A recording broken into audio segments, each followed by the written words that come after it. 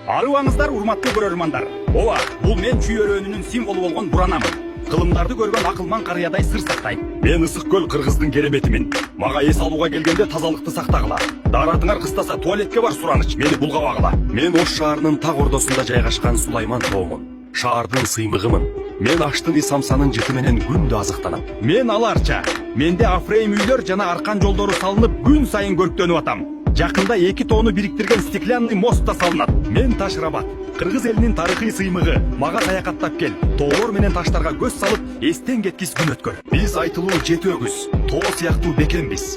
Келген туристтерге күчүбүздү жана сулуулугубузду көрсөтөбүз.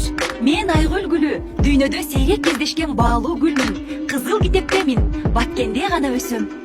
Менин Баткенимди кайра насыбай деп жиниме тийбегилечи. Мендей баалуу гүл, балдай ширин, өрүп турганда. Мен сары челекмин.